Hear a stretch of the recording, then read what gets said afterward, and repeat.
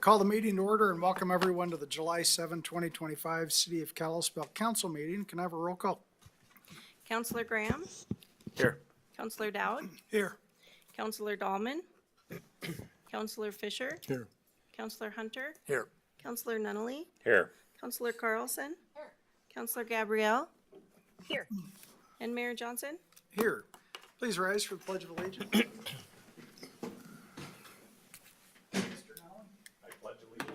To the flag of the United States of America and to the republic for which it stands, one nation, under God, indivisible, with liberty and justice for all.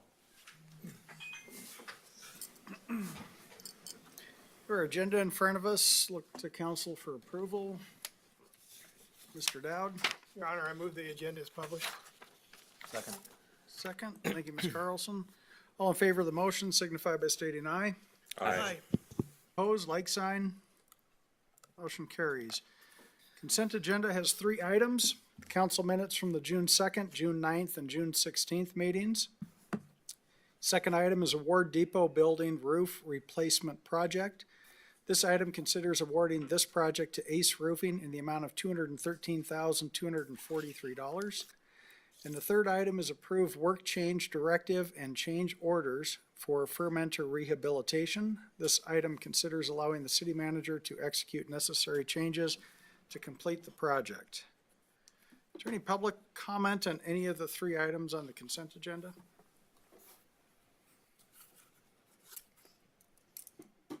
See none, look to council for approval.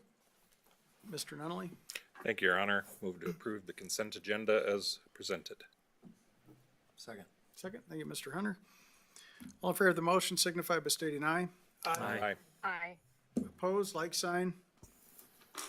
Motion carries. Do not have a committee report this evening, so at this point in time, I'm going to open the meeting for public comment.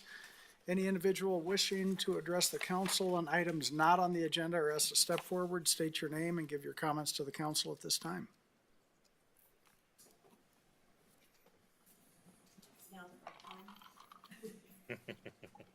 I'm Paula Mandel, and I live at 205 Meadow Vista Loop and in Kalispell. And I wanted to, first of all, thank you guys for getting the flashing speed lights on 4 Mile. There's one on the east and one on the west. And it does slow folks down right. Sorry, I just got to turn the mic on.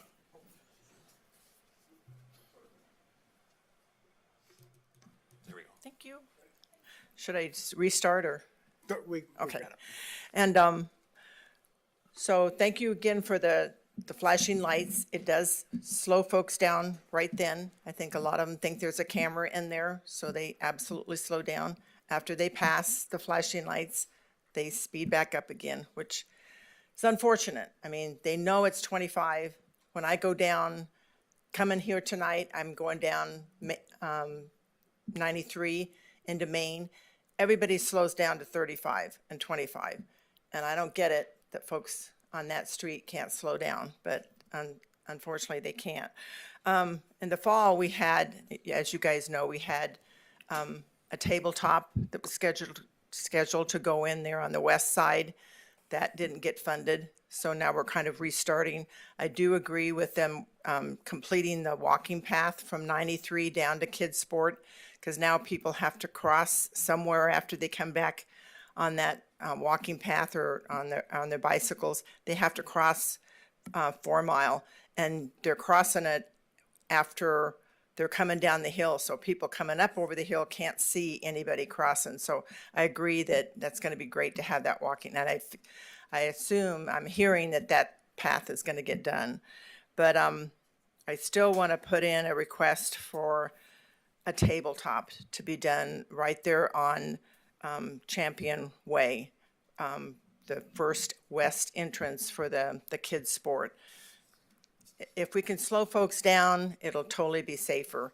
Just the other night, I was sitting on my deck, and like 3 events happened within like the hour. Number one, a car was going, all our residents try to go 25 right there. So somebody, and I don't know where they live, but somebody was going 25, going west on 4 Mile.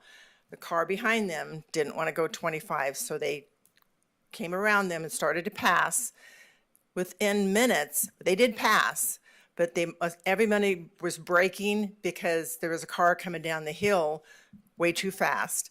And it's just a matter of time before something happens on 4 Mile. And at that same time, one of our residents' mother was visiting. She was on a walker, walking down the sidewalk, and she decided to pull her walker out and sit down in her chair, and she's watching the kids play on Kids Sport. Cars are going way too fast right there. I mean, I wanted to yell at her and tell her, don't sit there. Somebody's going to run off the road or something. Within minutes, somebody out of Kids Sport had a ball go over the fences, and they're chasing after the ball into the divot right there. And again, there's just way too much.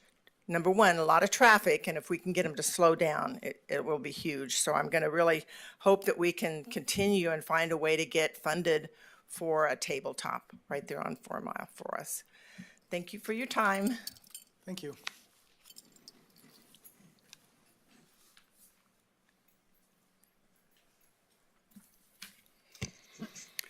Roy Beekman, I reside at 241 Commons Way here in Kalispell.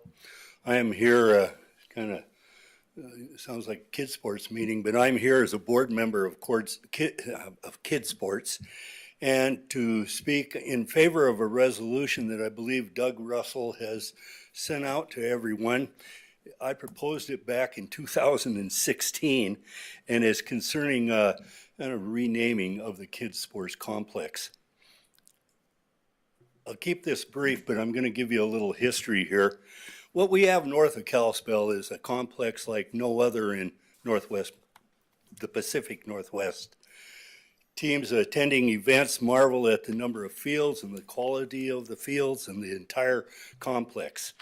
They comment that they have never played on anything quite like our facility. All of this started back in early 1990 with Dan Johns having a vision. He wanted to find a facility where he could combine some baseball fields that were scattered around the whole town of Kalispell. Business development proposed south of Kalispell on land that was occupied by Babe Ruth baseball, Pee Wee baseball, and Kalispell softball, along with the soccer fields being displaced at the Kalispell airport, kind of gave more urgency to this mission. And the school trust land was proposed. In May of 1997, the city of Kalispell signed a lease agreement with DNRC for 138 acres to be used for youth athletic fields. Partnership was formed between the city and Kids Sports, with the city agreeing to install infrastructure for future development, and the Kids Sports Board was a developing entity for all the fields and buildings going forward, and they also paid the annual lease agreement. Originally, 5 Pee Wee fields, 5 softball fields, and 7 soccer fields were developed. In 2013, the city of Kalispell entered into a permanent easement with DNRC, releasing Kids Sports of their annual lease payment, and this is all due to the efforts of Dan Johns. Currently, there exists 10 Pee Wee fields, with 1 being the Miracle Field, 2 Babe Ruth fields, 7 softball fields, 4 little guy football fields, the original 7 soccer fields, and recently 7 multi-use fields to be used for soccer and lacrosse, along with all the associated fencing, parking, concessions, irrigation systems to support these entities.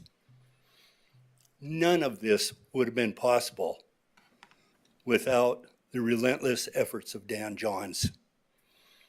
He spent innumerable hours creating documents, going to meetings, negotiating with government agencies that were involved. Kids Sports is used by thousands of youths and their families every year. It has become a selling point for real estate, a recruiting tool for new hirees, and enhance the lives of numerous people. Again, all because of Dan Johns. I proposed this resolution originally in 2016, and it's kind of got kicked down the road, and we decided we needed to revisit it. I wanted to do this while Dan is still alive. I'm happy to report he is still alive. However, he is in a nursing home in Oregon right now to be close to his son. If this were to pass and something was to be done publicly, I don't think Dan would be able to come back and be at any formal announcement. I would just like to encourage you to consider this resolution and in some form include his name in naming of the youth athletic complex. Thank you. Thank you, sir.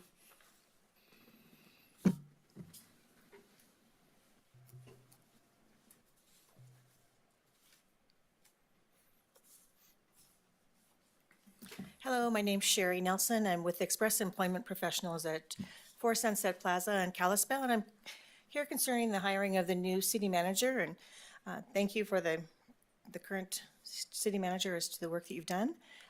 I wanted to make you aware that there's a professional service right here in town that does professional placements. And that's what Express, a part of what Express does. We've done it for the entire 25 years we're here, but on a minimal scale. But the last 3 years, we've had a specific division for that. And I would like to make sure you're aware of that. And as you choose as you're looking at how to choose your new city manager, I would like you to please consider Express. Thank you.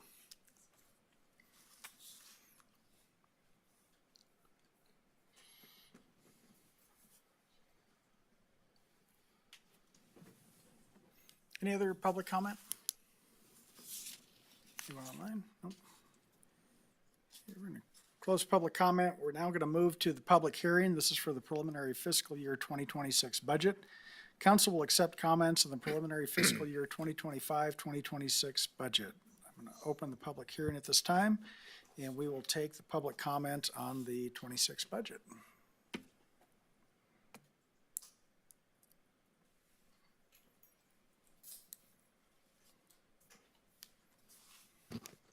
Hi, my name is Gracie Stogsdill. I live at 957 Colorado Avenue in Whitefish. And I'd like to discuss budget line item elections, proposed budget for fiscal year 2025, $0. This comes on the heels of your decision last month to move Kalispell municipal elections to mail only, which is a bad idea, and I commend all of you who voted no. You had a 4% turnout in 2023 for municipal elections, which is dismal. I think it's something like 250 people voted. And I disagree with the decision of the council that people don't have time, that they need to be able to vote via mail. And I propose that you reconsider the proposed budget for line item elections in fiscal year 2025, which is $0. Mail-in voting opens you up to all kinds of fraud. And I know this, I've worked in politics since I was 12. It's horrendous, and it's lazy, and it assumes that voters don't know when to show up. And I would propose instead that you would spend a little more time, effort, and money into advertising elections. I lived here in Kalispell in 2023. I live in Whitefish now, but I lived here in Kalispell in 2023 when you had your municipal elections. I had no idea elections were happening. No one in my immediate circle knew elections were happening because I never saw a sign that said, hey, election day is today. I never saw a sign that said, hey, these candidates are running, because you guys didn't advertise. And I know it's an off year as far as there weren't any presidential elections, no midterms happening. Off years are, we struggle more with voter turnout in those years on every side of the aisle. But that doesn't mean that it's not important. Politics starts from the ground up. It matters who you elect as your mayor, your city council. And in 2025, Kalispell will be electing some of their city council, their mayor, and others. And it's important that you tell the voters who they're voting for, who the candidates are, and when election day is. Mail-in voting is lazy, and it opens you up to fraud. I've got several articles that I'll read from here. There's a New York Post article in 2020 entitled Confessions of a Voter Fraud. I was a master at fixing mail-in ballots. And it details how an experienced consultant and whistleblower had been changing ballots for decades in New Jersey, New York, and Pennsylvania. Here are a couple quotes I like to highlight. Quote, "There is no race in New Jersey from city council to United States Senate that we haven't worked on. I worked on a fire commissioner's race in Burlington County. The smaller the race, the easier it is to do." Close quote. He also mentioned the role of the Postal Service, saying, quote, "You have a postman who is a rabid anti-Trump guy, and he's working in Bedminster or some Republican stronghold. He can take those filled out ballots, and knowing 95% are going to a Republican, he can just throw those in the garbage." Close quote. Another quote goes on to explain how helping, close quote, "the elderly in assisted living and nursing homes fill out their ballots can be fraudulent and how they can bribe voters to vote a certain way." Another article from the Colorado Public Radio from June of this year details how a former Mesa County postal worker has now pled guilty to 1 count of identity theft and 1 count of forgery. She and another postal worker conspired to steal mail-in ballots ahead of the 2024 election and fraudulently submit them to alter the outcome of the election. Another article from the Pennsylvania Capital Star, also from this June. 2 Delaware County officials have been sentenced to prison after being charged with multiple counts of fraudulent voter registration in an attempt to steal a 2021 mayoral election. They conspired to register non-residents to vote in the city elections and then requested mail-in ballots on behalf of the non-residents and cast them for the candidates in the election. And if you think that this can't happen in Kalispell, you're either lying to yourself or you want it to happen. And I say that very seriously. You heard the quote, "The smaller the election, the easier it is to do." Mail-in ballot elections are lazy. You're patronizing the voters. You're telling them that they can't show up on election day. You're telling them that they don't know where to go or who to vote for, that they need something to be sent to their house for them to vote.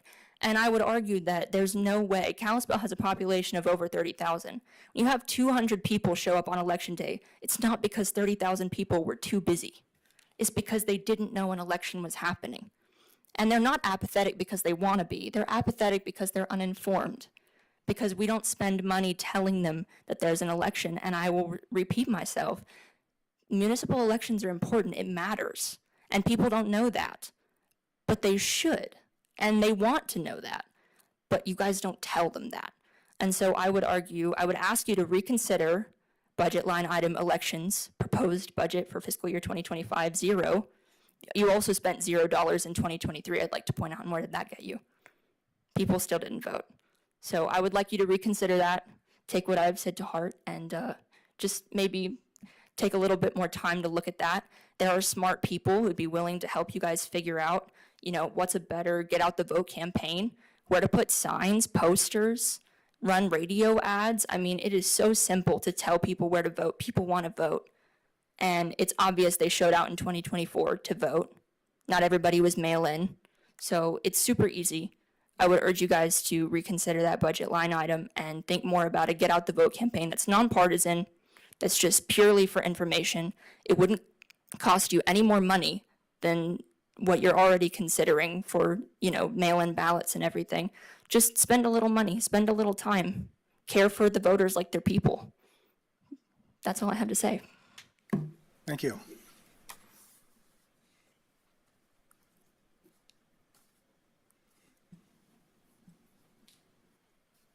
Any other comments on the budget? Okay, we're gonna close the public hearing. We're going to move on to the first action item this evening. Anderson Ranch Annexation Planned Unit Development and Preliminary Plat. This item considers annexation and zoning of R3 residential for 11.7 acres with a PUD amendment and preliminary plat for 166 residential lots on 42.5 acres. Since the 3 items are interrelated, the resolution 6262 with the annexation, ordinance 1938 for the planned unit development, and resolution 6263 for the preliminary plat. I'll ask for a staff presentation on all 3 at the same time and take public comment on all 3 at the same time. Mr. Russell? Hey, Mayor and Council, and I'll turn it over to PJ Sorensen, our Assistant Director of Development Services, for the staff report. All right, thank you, Mayor, Council. Colton Bear has submitted applications for Anderson Ranch, which includes requests for annexation, initial zoning of R3 residential with planned unit development or PUD overlay, and preliminary plat approval for 166 residential lots on approximately 42.5 acres. The majority of the subject property was previously annexed, and this petition would annex the remaining 11.7 acres of the tract. The PUD is an amendment of the overall Gardner-Anderson Ranch PUD, which was approved in 2024, which consisted of 94.4 acres with light industrial/commercial and residential components. This PUD amendment covers the residential component in the eastern portion of the overall PUD. Location is just off of Highway 93. You've got Lower Valley and Cemetery Road coming in. The bypass intersects with the highway just to the south of the property. There's utilities that are existing along the western area and are being installed in conjunction with the Amazon project in the Gardner side of the PUD. Just as a reminder, there's a road coming through the property, an extension of Bar H, that would connect with the highway, and there'd be a traffic signal approximately in that location. On the left is the PUD layout from the 2024 approval, and on the right is what they've submitted as the PUD amendment. So this is the portion that we were looking at last year, and you can see it's very similar to what they've submitted this year. Here, it's kind of breaking that down to those different parts. This area in the blue, for the most part, is where the Gardner site is, which has the light industrial commercial. The area within the red was the Anderson Ranch side that was already annexed, and then the yellow is the area that we would be proposing for annexation tonight. This is showing the Anderson Ranch property from Demarsville Road.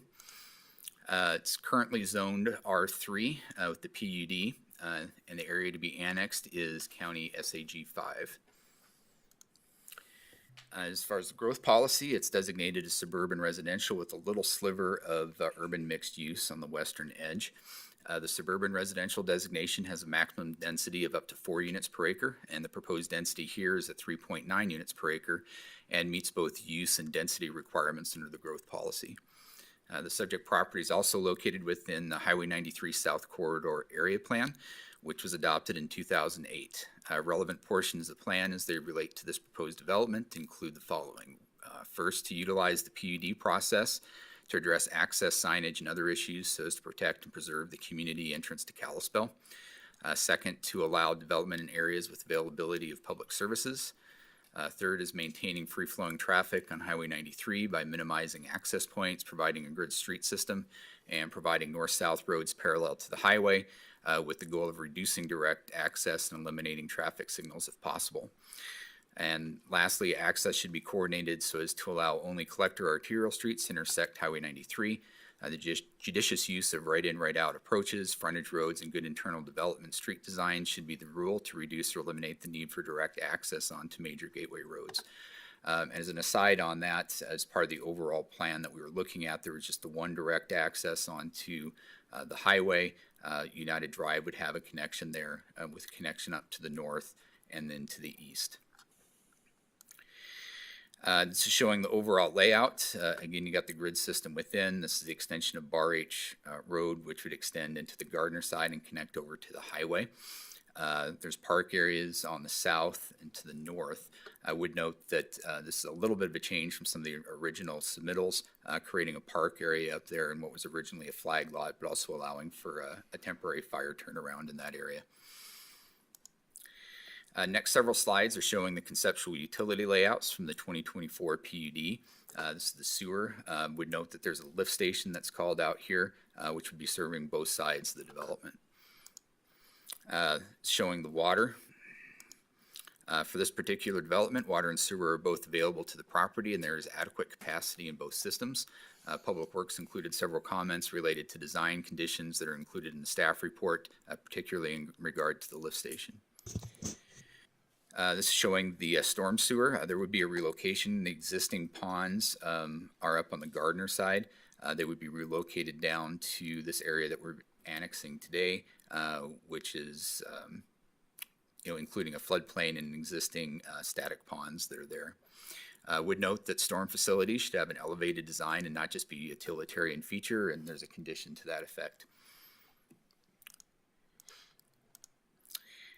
Showing the road layout, again, you'd have a major collector running through, United coming up, minor collector running up to the north. That would be on the Gardner side. That collector would connect in from the Anderson Ranch side, and most of those would be local designations. There was a change making this a local as opposed to more of an alley section running through there. There was a deviation relating to that section. Phase 1 includes 40 lots. It's the main road, the park, the lift station, and storm sewer, and basically the entrance here connecting down through here and the road connecting off to the west. Phase 2 was 63 lots, be the remainder of the south area, and 54 lots in the remainder of the north area. The original PUD application did not include a plat for the Anderson Ranch component, and it was anticipated that additional land would be annexed to meet park stormwater and density requirements. As such, no specific deviations were reviewed as part of the original proposal, with the deviations deferred to this later date. The amendment includes 3 requested zoning deviations. First, for lot size under the R3 zone, minimum lot size is 6,000 square feet. The proposal calls for a minimum lot size of 4,161 square feet, although most lots are 4,500. The requested deviations intended to provide smaller lot sizes to provide more attainable housing while maintaining consistency with the density limits of the growth policy. The smaller lot size also is a result of shifting density from open space within the floodplain area along the southern portion of the property. Based on the foregoing, this deviation request is appropriate. Next, in regard to use with accessory dwelling units, this deviation is proposed by the applicant in order to help mitigate the deviation related to lot size. The proposed PUD allows for limitations on accessory dwelling units. Without the PUD, state law would not allow the subdivision to be conditioned on a prohibition on ADUs. In the context of a PUD, deviations from generally applicable zoning and subdivision standards can be approved and conditioned when requested by the applicant, as is the case in this situation. The limitations provide more certainty in the development of the site and sideboards in the number of units which may be constructed, which in turn provides a benefit to the neighborhood as a PUD rather than developing the property under generally applicable standards. And this deviation request is also appropriate. Finally, in regard to lot width, minimum lot width typically in the R3 is 50 feet. This request would reduce it to 45. With the reduction in lot size, the lot width deviation would be a natural adjustment and the deviation is appropriate.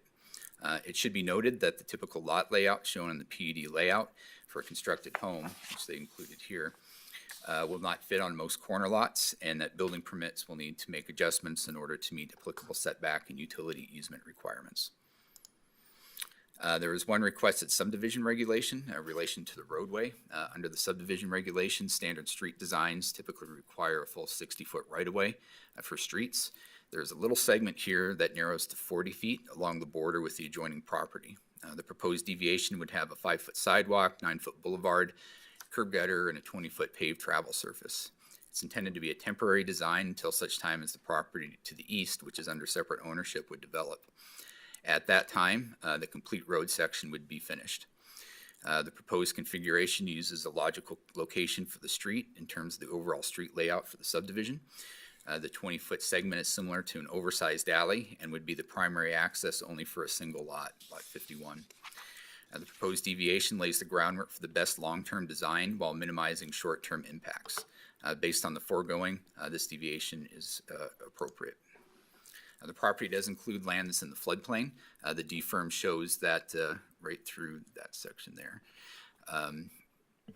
The D-firm shows that it's in the stormwater park area is entirely within the flood zone, but the area proposed for structures lies outside of the 100-year floodplain. Floodplain development permit would be required for work within the floodplain, which may include development for stormwater or for park purposes. The property also includes wetlands. Subdivision regulations require 100-foot setback to property lines from delineated wetland areas. And as this exhibit shows, they've delineated where the wetlands are and maintain the 100-foot setback to those property lines. Indicated concerns with, quote, up to 6 inches of seismically induced liquefaction settlement, which may be possible during a design level earthquake event, unquote. A design level event's based on a 2% chance over 50 years. The two main threats to life safety with liquefaction and due settlement would be structural collapse and or damage to gas utilities, unquote. It was noted that the, quote, current intent is to move forward with the development to the property with single-story prefabricated homes without any natural gas connections. Life safety concerns regarding liquefaction and due settlement are significantly alleviated. A structural engineer should be consulted to confirm structural connections are sufficient to withstand up to 6 inches of settlement, unquote.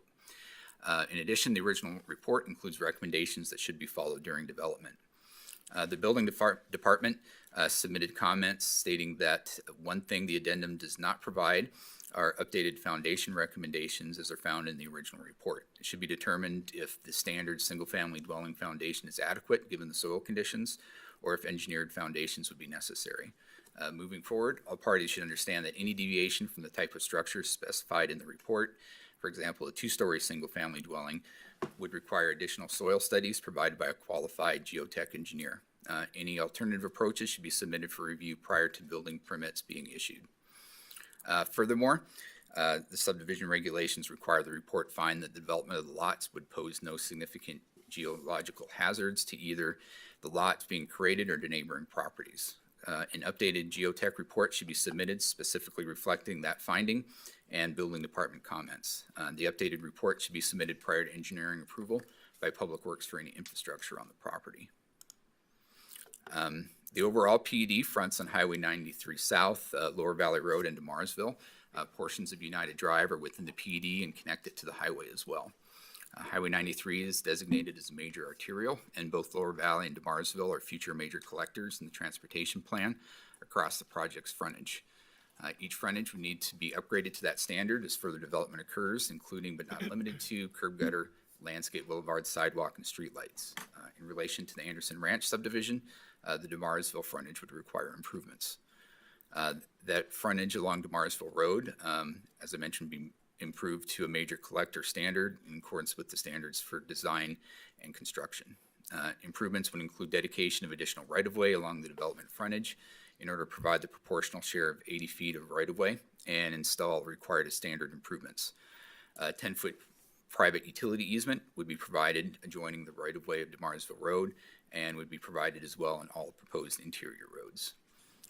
Interior to the subdivision, Bar H, the east-west road connecting to the traffic signal on the highway would be improved to a major collector. Full width improvements would be required for that street as well. Other interior streets would be built to a local street design subject to the PUD deviation. Traffic impact studies were prepared by Ableton Traffic Services in December of 24 and March of 25. Both were submitted with the application. Additionally, it should be noted 2 separate TIS reports were previously submitted.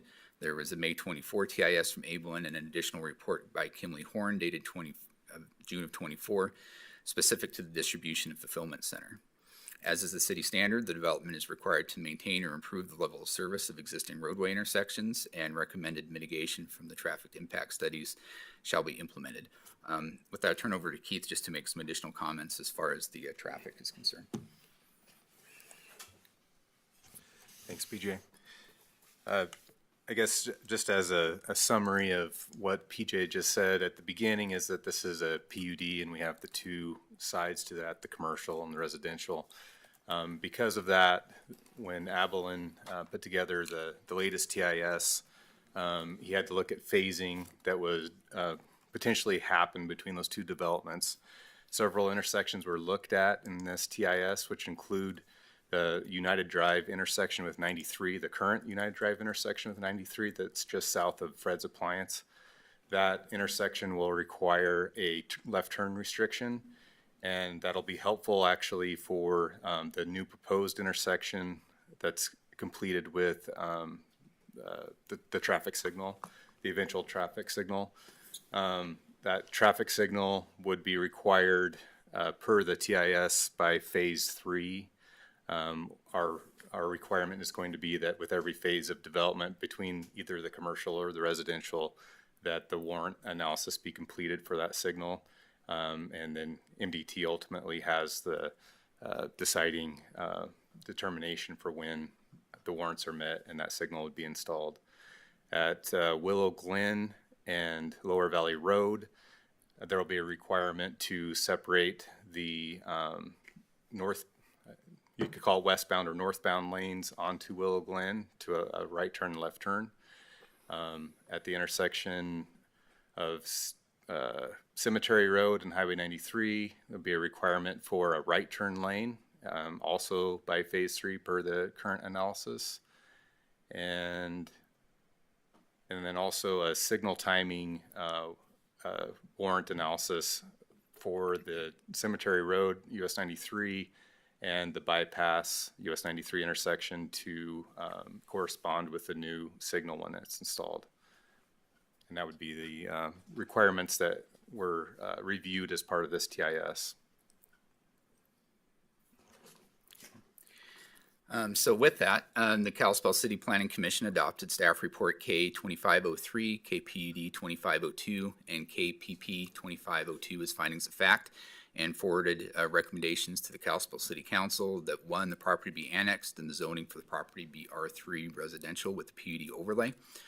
2, the amendment to the Gardner-Anderson Ranch Plan Unit Development be approved subject to the listed conditions. And 3, that the preliminary plat for Anderson Ranch be approved subject to the listed conditions. Before we got to any questions, I did want to note that we did receive a letter from Lamar Outdoor Advertising, which has had 2 of the billboards out along the highway. There was a condition in the overall PUD that tied the certificate of occupancy for the Amazon building to the removal of those. Lamar was objecting to that, and one of their attorneys sent us a letter that was threatening legal action on that. But they have been removed. It's not directly tied to this project, but we did kind of want to be open and transparent and make sure you were aware of that. With that, do there be any questions that you might have? Questions for staff? Mr. Hunter? Thank you, Your Honor. Yeah, just a few questions. So this would zone it R3, the annexation, the lower part, kind of the parkland. I would assume that if the developer changed their mind, wanted to put in housing down below the wetland that would be consistent with R3, it would have to come back, or there'd be some sort of action at the council level because it's a PUD approval. Is that correct? Well, we definitely have to come back, but there's a lot of significant obstacles to developing that area down there, which is one reason it became parkland and storm. Subdivision regulations don't allow us to subdivide the floodplain area, so they'd have floodplain there. There's ways you could remove that, but it would take quite a bit of fill that would go through there.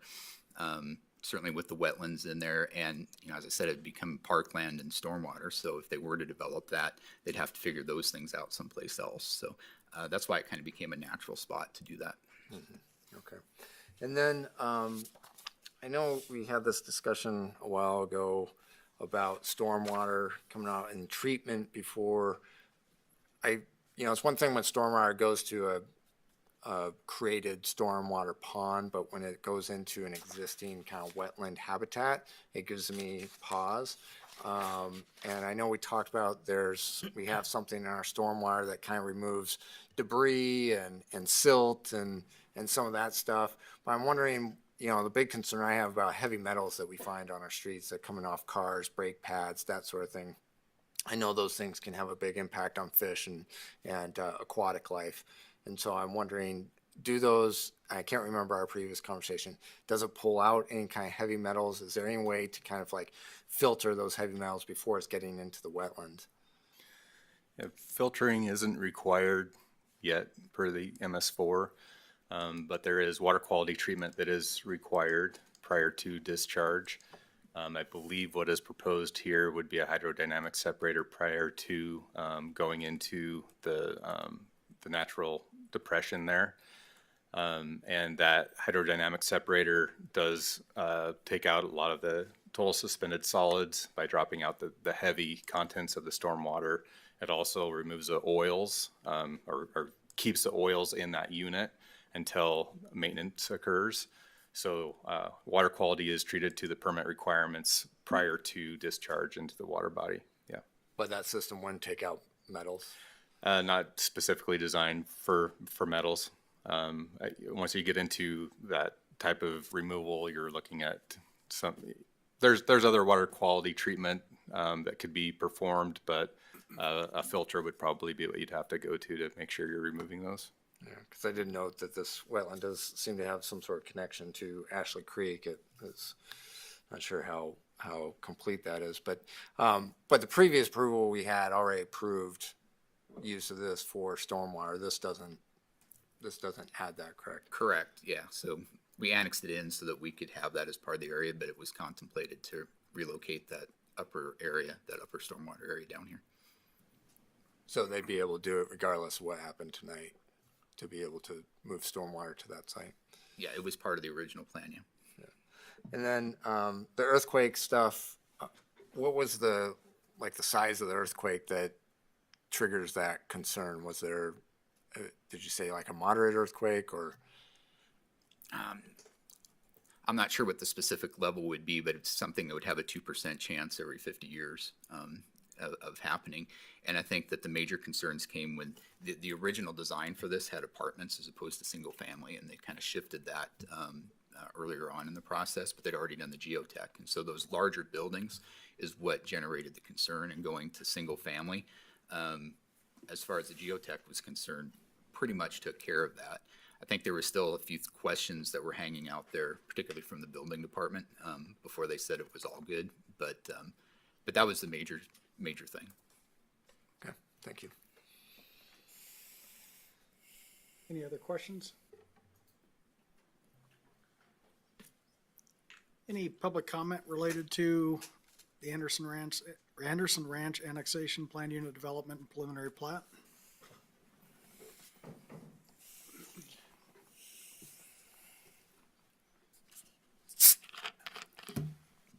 Good evening, Mayor and Council. My name's Eric Mulcahy with Sand Surveying, and I'm representing Colton Bear, the applicant on this project.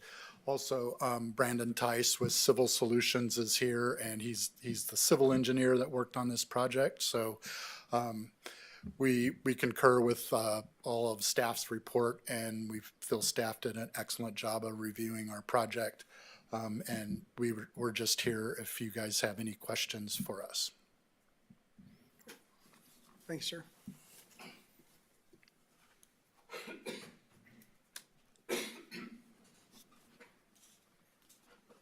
Any other public comment? We're going to go to Resolution 6262, look for a motion.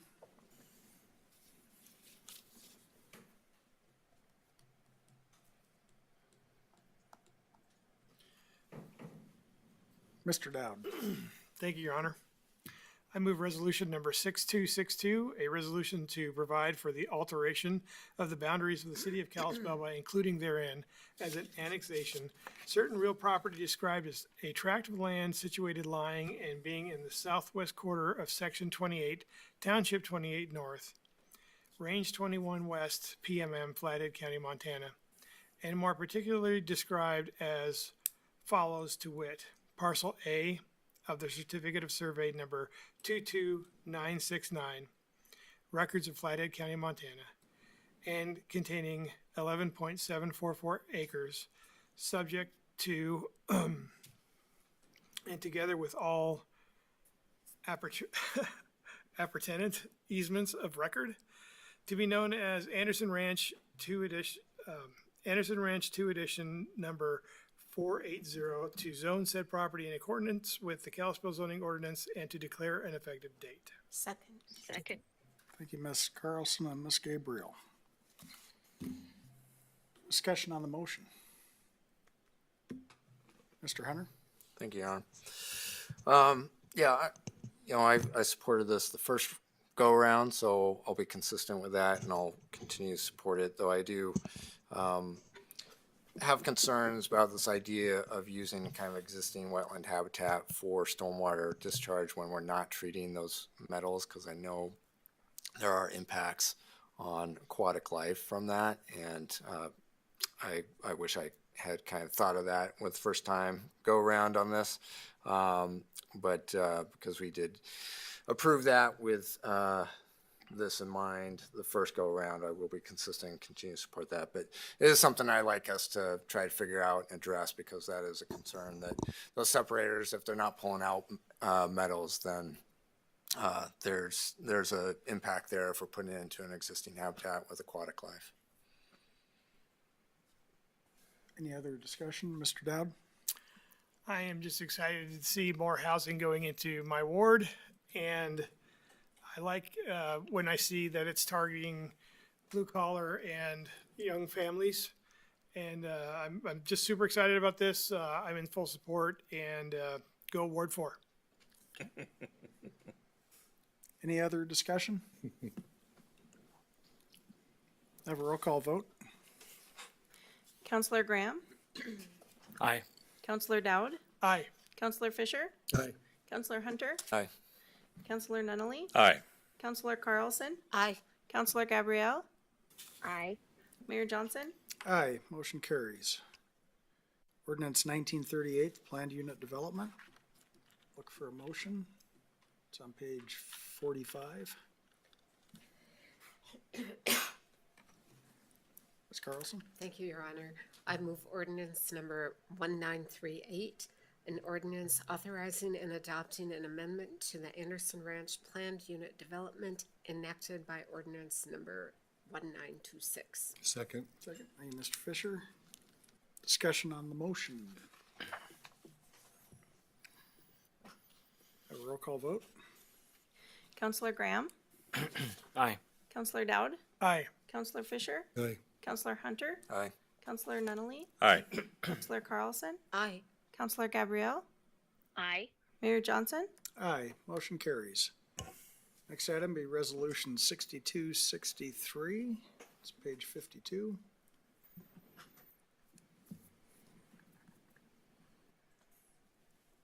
Mr. Dowd? Thank you, Your Honor. I move resolution number 6263, a resolution conditionally approving the preliminary plat of Anderson Ranch, more particularly described as attractive land situated lying and being in the southeast quarter of the northwest quarter and in the southwest quarter of all of Section 28, Township 28 North, Range 21 West, PMM, Flathead County, Montana. And more particularly described as follows to wit, Tract 1 of Certificate of Survey number 22969, Records of Flathead County, Montana, and containing 42.500 acres subject to and together with all appurtenant easements of record. Second. Second. Thank you, Ms. Gabriel. Discussion on the motion. Roll call vote. Counselor Graham, Aye. Counselor Dowd, Aye. Counselor Fisher, Aye. Counselor Hunter, Aye. Counselor Nunley, Aye. Counselor Carlson, Aye. Counselor Gabrielle, Aye. Mayor Johnson. Aye, motion carries. Next item is Resolution 6264, the Reserve at Johnson Ranch Growth Policy Amendment Intent. This resolution considers hearing from the public on July 21st, 2025 on the intent to adopt, revise, or reject a growth policy amendment to create a neighborhood, business, and high-density residential node at the northwest corner of the intersection of Old Reserve Drive and Stillwater Road in an additional portion at 1053 Stillwater Road. And just for the public information, the Johnson referenced in this is no relation to me or my extended family. So I'm not lining my pockets. So, Mr. Russell, presentation. Yeah, Mayor and Council, and really tonight is a resolution of intent to hold that public hearing on the growth policy amendment. Again, this will come back before council multiple times. You have the public hearing, then the action on the growth policy amendment, the zoning, the preliminary plat, all of that stuff through it. Happy to go in more in depth on the project. I think PG has them ready, but really what we're doing tonight is just hearing or setting the date for the public hearing for the growth policy amendment. So happy to answer any questions council may have related to that. Questions for staff? Any public comment on resolution 6264? See done, look to council for a motion. Mr. Graham? Thank you, Your Honor. I move resolution number 6264, resolution of intent to adopt, revise, or reject a proposed amendment to the Kalispell Growth Policy Planet 2035 to amend the designation of property described as 1 Parcel B of Certificate of Survey number 14346 located in the southeast quarter of the northeast quarter of Section 26, Township 29 North, Range 22 West, PMM, Flathead County, Montana, and 2, the east half of the southeast quarter of Section 26, Township 29 North, Range 22 West, PMM, Flathead County, Montana, accepting therefrom that portion deeded to the Flathead County for road purposes recorded December 5th, 1899, and Book 30, page 582, and also accepting therefrom that portion deeded to the Montana Department of Transportation for highway purposes recorded June 28, 2007 as document number 2007-179-14150 and call for a public hearing. Second. We'll give that to Mr. Fisher because he's been kind of quiet. Discussion on the motion. Roll call vote. Counselor Graham, Aye. Counselor Dowd, Aye. Counselor Fisher, Aye. Counselor Hunter, Aye. Counselor Nunley, Aye. Counselor Carlson, Aye. Counselor Gabrielle, Aye. Mayor Johnson. Aye, motion carries. Next item, Mountain Prime Steakhouse conditional use permit for accessory casino. This item considers allowing for accessory casino use in conjunction with a full-service restaurant and bar at 214 South Main Street. Mr. Russell? Hey, Mayor and Council, and I'll turn it over to Donnie McMath, our planner 2, to deliver the staff report. Good evening, and thank you, Mayor and City Council. Donnie McBath, Planner 2. This presentation outlines a request from Tony Tran for a conditional use permit to allow accessory casino within the proposed Mountain Prime Steakhouse at 214 South Main Street. The applicant proposes to convert an existing downtown building into a full-service restaurant and bar with a small accessory casino area. The total floor area is about 11,068 square feet, with 959 square feet allocated for gaming. This casino use is considered incidental and subordinate to primary restaurant function. The property lies within the B4 zoning district, which allows restaurants and bars by right, but requires CUP approval for casinos. The site is surrounded by compatible commercial uses and contributes to the city's downtown revitalization goals. Adaptive reuse of this building supports infill development and economic activation. The proposed gaming area is well under the 20% maximum allowed for accessory use. It will be physically enclosed with permanent walls and standard door. Signage and lighting will not reference gaming in any way, complying fully with Kalispell's zoning, ordinance, and historic character of downtown. The project is entirely interior focused. No structural changes to the building or facade are proposed. There's one shared public entrance for all guests, interior renovations including dining space, kitchen, bar, and enclosed gaming area. The B4 zone exempts projects from on-site parking requirements. The site is well supported by public parking and walkable infrastructure. All required city utilities, water, sewer, refuse, etc. are fully available at this location. A TIS will be required due to the projected increase in trips. However, staff anticipates minimal operational impacts on the neighborhood. The business will operate indoors without outdoor entertainment or amplified sound. Kitchen and ventilation systems will meet code. The project aligns with the city's goals for adaptive reuse, downtown reinvestment, and economic diversification. It's a compatible use that enhances the commercial core without adverse impacts on surrounding property values.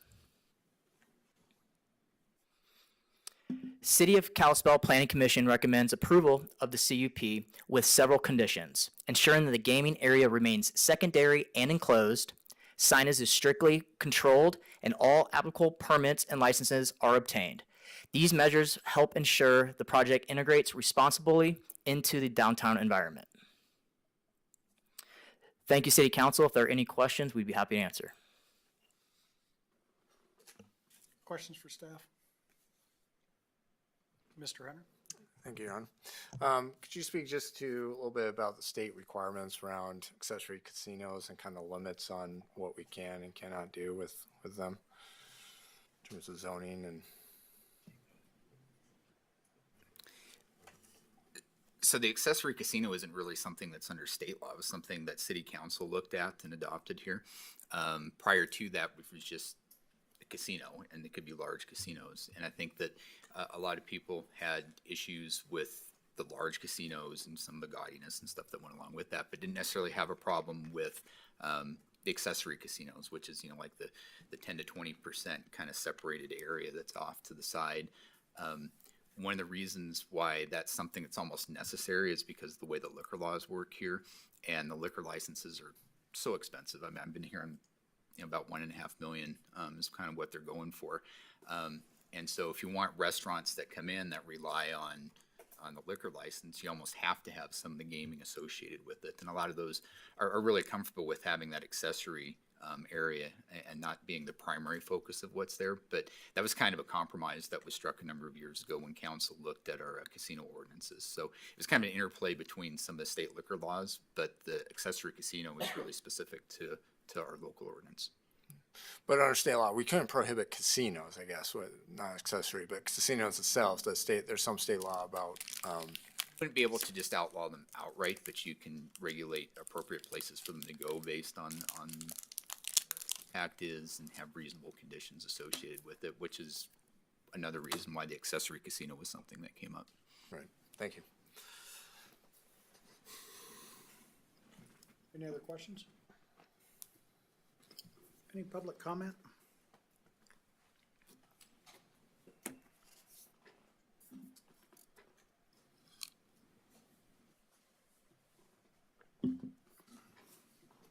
Good evening, Mr. Mayor and council members. My name is Patrick Conover, PCA Architects of Big Fork. I'm the architect for this establishment. I was hired by Tony Tran, who also owns the Blue Samurai restaurant here in town.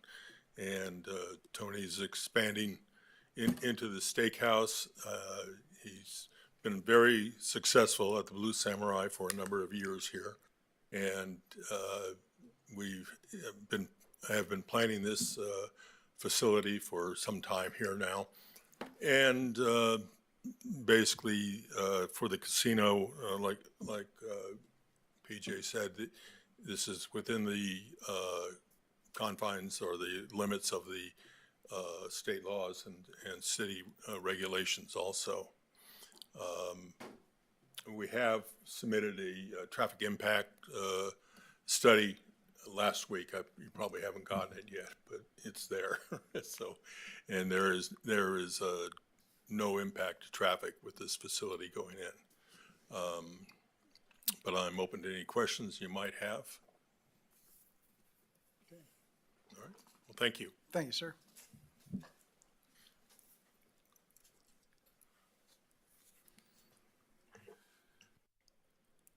Any other public comment? Look to council for a motion. Mr. Dowd? Thank you, Your Honor. I move a request from Tony Tran for a conditional use permit KCU-25-03, a conditional use permit to allow an accessory casino, subject to 10 conditions of approval located at 214 South Main Street and more particularly described as lots 3, 4, and 5, and the southerly 5 feet of Lot 2, Block 55 of original town site of Kalispell, Montana, according to the map or plat thereof on file and of record in the office of the clerk and recorder of Flathead County, Montana. Second. Second. I'll give that to Ms. Carlson. Discussion on the motion. Mr. Hunter? Thank you, Ron. I don't like casinos. I don't think they're good for our community or society. I think they target poor people, and they get poor people hooked on oftentimes addiction, and where they lose money they can't afford to lose.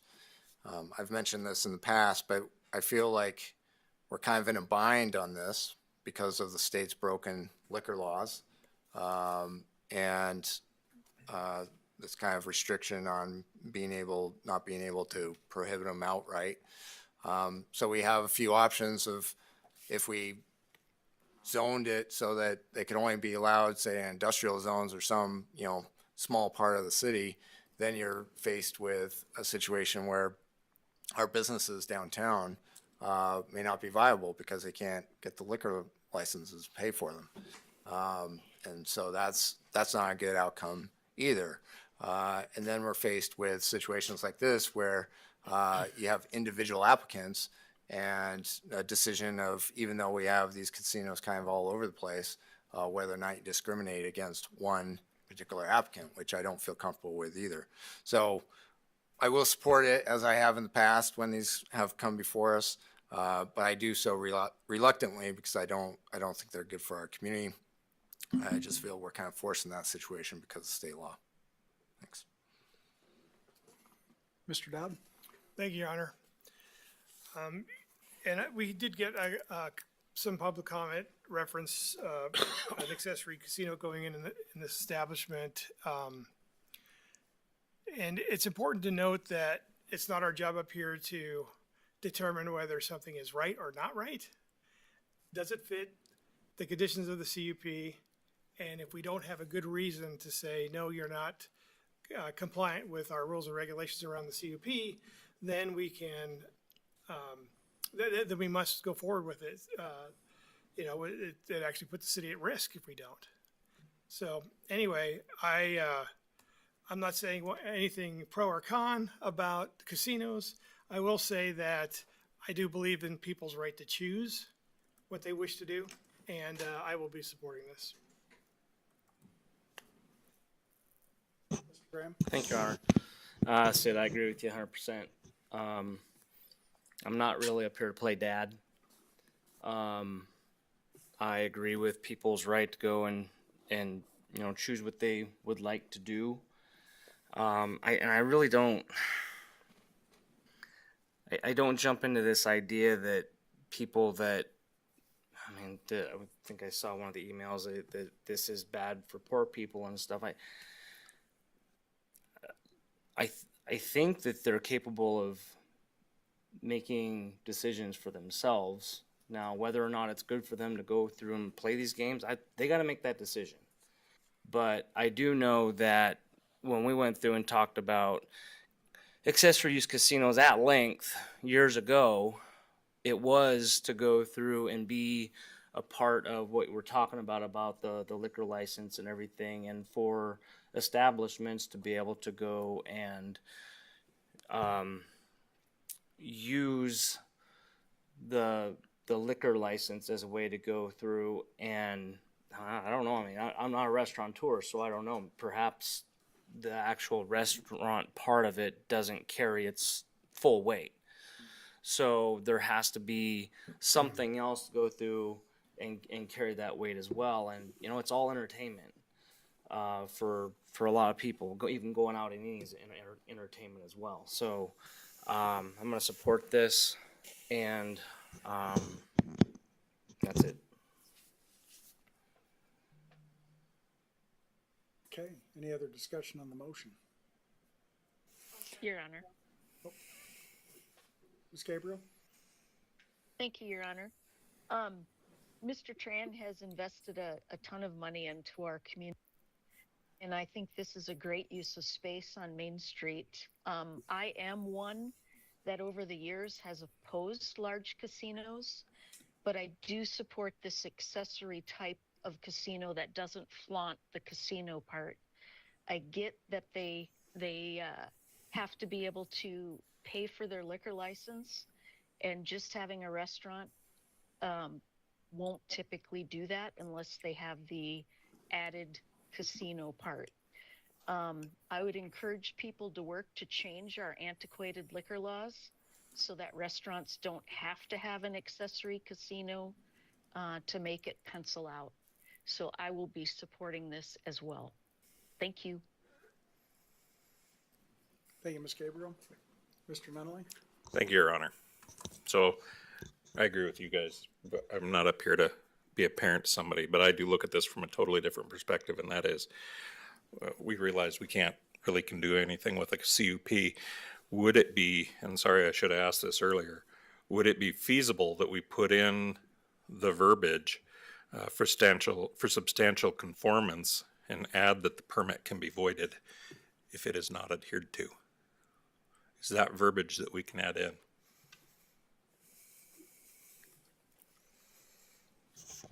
I think you're talking about things that we have already added into the CUP. So if you look at, I think you're talking about substantial compliance with the application. Right. It's in there now. It is, okay.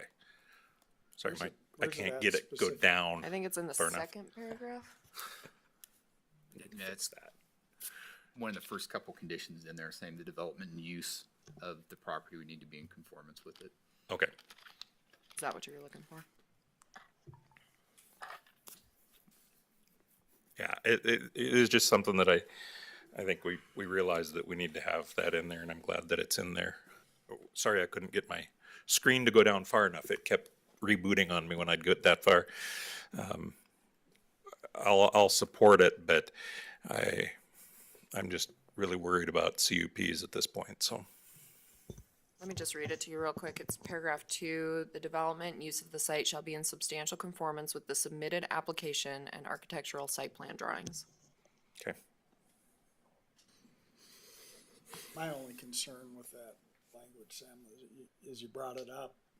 We've run into that situation before where we did not explicitly say it can be removed. Right. And is it substantial conformance at the time the application is made or ongoing? And that's where I almost wonder if we should start in our conditional use permits. Because otherwise, the permit is no longer conditional. You start adding that explicit language. I see.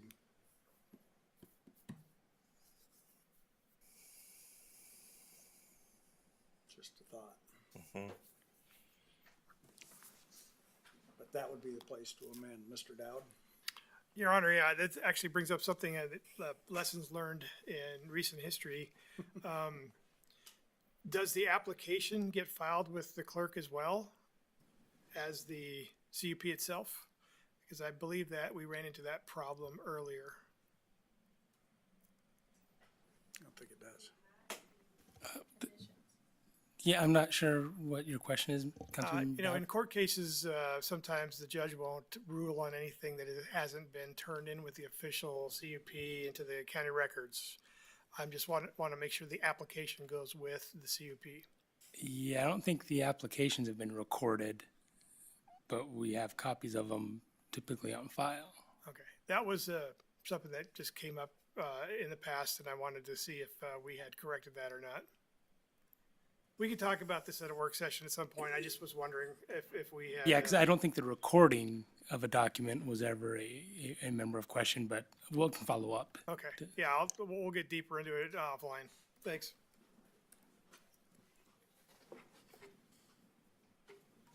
Okay. Any other discussion? Okay. Can I have, that's at a roll call vote? Oh, wait, yeah, roll call vote. Counselor Graham? Aye. Counselor Dowd? Aye. Counselor Fisher? Aye. Counselor Hunter? Aye. Counselor Nunley? Aye. Counselor Carlson? Aye. Counselor Gabrielle? Aye. Mayor Johnson? Aye, motion carries. Next item, Corwin Motors expansion, annexation, and initial zoning. This item considers annexation and zoning of B2 general business for property at 2585 and 2577 US Highway 90, 7.183 acres. Two items be the resolution 6265 on the annexation, and the second item would be ordinance 1939 on the zoning. Have a staff presentation and public comment on both, please. Hey, Mayor and Council, once again, I'll turn it over to Donnie McBath, Planner 2 and Development Services, to deliver the staff report. Good evening. Thank you again, Mayor and City Council. Donnie McBath, Planner 2. This presentation covers the annexation and initial zoning request for two properties at 2585 and 2577 US Highway 93 North, submitted by Corwin Brothers Properties LLC. This request involves 7.183 acres and supports an expansion of existing Corwin Motors dealership. The applicant is requesting annexation and City B2 zoning for two tracts of land totaling just over 7.1 acres. These properties are currently under Flathead County jurisdiction and zoned County B2. The purpose of the annexation is to facilitate a reconditioning shop for the dealership. The properties are adjacent to existing city limits and lie within Kalispell's annexation boundary. The two tracts, Tract 1, just over 3 acres, and Tract 2, 4.179 acres, will be aggregated into a single lot after annexation. Annexation allows for access to city services consistent zoning. The applicant has submitted a notice of withdrawal from the West Valley Rural Fire District, and upon annexation, fire services will be provided by the Kalispell Fire Department. The subject properties are designated as commercial on the Kalispell Growth Policy Future Land Use Map. This designation is important because it reflects the city's long-term vision for the area, one focused on retail, automotive, and service-related development. Annexation and B2 zoning align with the vision that helps support compact, orderly urban growth by infilling an area adjacent to existing city limits and infrastructure. The location along US Highway 93 North, a major arterial corridor, further reinforces its suitability for commercial uses. It's already well established for commercial route into Kalispell. The proposed use, a reconditioning shop, as part of the existing dealership fits well within the context of the surrounding land uses, including the existing Corwin dealership to the south and nearby highway-oriented businesses. Overall, this project advances the city's goals for smart growth, service efficiency, and continuity in land use patterns along a key urban corridor. Water and sewer and refuse service will be provided by the City of Kalispell upon annexation. Extensions, if needed, will be the responsibility of the developer and reviewed by Public Works. Electricity will be supplied by Flathead Electric, natural gas by Northwestern Energy, and phone by Lumen. The site is served by School District Number 5, but no school or park impacts are expected due to the commercial nature of the project. City B2 zoning is consistent with both the current County B2 zoning and Kalispell growth policy, which designates the area as commercial. The B2 zone is appropriate for auto-oriented and general commercial uses along major corridors like Highway 93. The zoning matches adjacent city parcels and continues the pattern compatible land use along this corridor.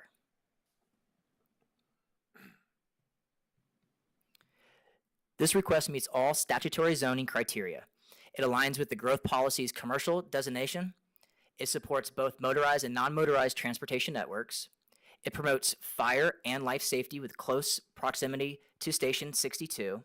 It upholds public health and welfare with access to infrastructure. It maintains standards for light, air, and open space. It ensures infrastructure capacity is available or extendable. It promotes compatible and logical urban growth. It matches the district's commercial character. It protects the value of existing development. It encourages the most appropriate use of land along this corridor. The Planning Commission recommends that they adopt staff report KA 25-04 as finding of fact and recommend approval to the Kalispell City Council for annexation and initial city B2 zoning of the subject properties. Thank you, City Council. If there are any questions, we'd be happy to answer. Any questions for staff? Mr. Hunter? Thank you, Aaron. Would he apply our 200-foot buffer on Stillwater for development on the site?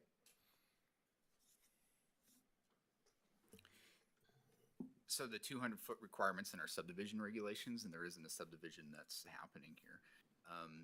Part of it in terms of just the overall design of what they're doing, and actually in some background, one of the reasons why Corwin acquired that is just the difficulty in constructing on that property between the bluff, and they do need to do a geotech and access and utilities getting to that.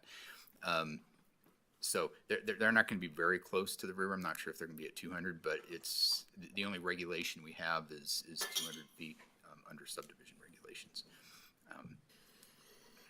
And if it were to, what is the purpose of bringing it into the city as opposed to what would they be able to do being in the city with their plans versus what they would have been able to do in the county?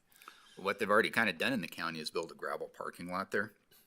Under the city, it would be paved and be tied into the stormwater and so forth. They were annexing it in because they needed city services for that, and they couldn't do that in the county. For stormwater? No, for the building that they're constructing on the property. Thank you. Any other questions? Any public comment related to Resolution 6265 and Ordinance 1939?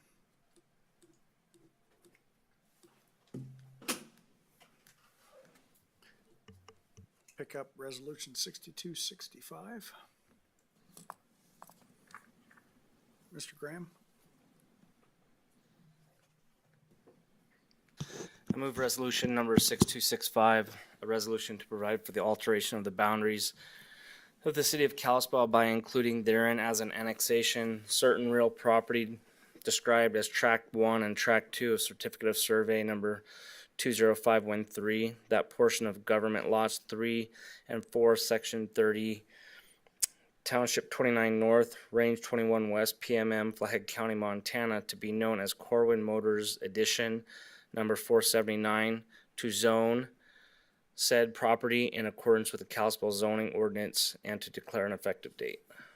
Second. Second. Thank you, Ms. Carlson. Discussion on the motion. Mr. Hunter? I feel like I'm commenting on every single item tonight.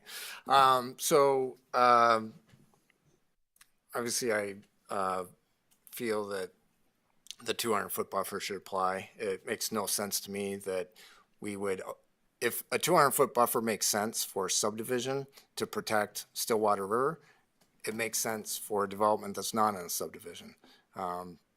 So I've said this repeatedly, but I think that provision needs to be pulled out of subdivision regs and made a general code that applies to any development.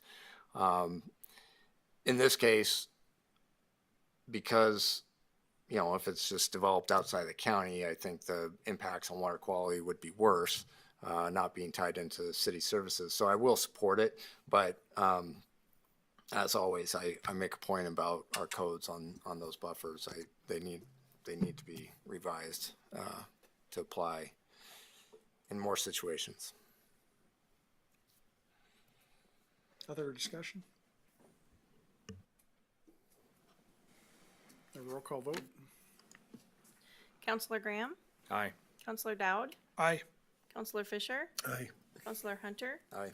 Counselor Nunley? Aye. Counselor Carlson? Aye. Counselor Gabrielle? Aye. Mayor Johnson? Aye, motion carries. Ordinance 1939.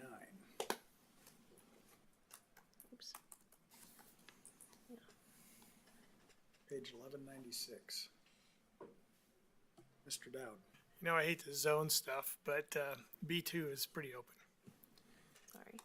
Your Honor, I move ordinance number 1939, an ordinance to amend section 27.02.010, official zoning map, certain of City of Kalispell zoning ordinance number 1677, by zoning certain real property described as Tract 1 and Tract 2 of Certificate of Survey number 20513, that portion of government lots 3 and 4, Section 30, Township 29 North, Range 21 West, PMM, Flathead County, Montana.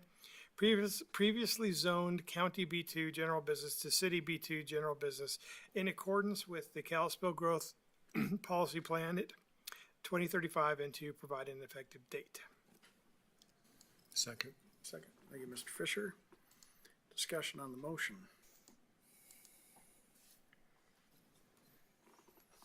I'll jump in. I mean, this is one of those instances of infill that's nice to see happen because we do have all this development going out that way.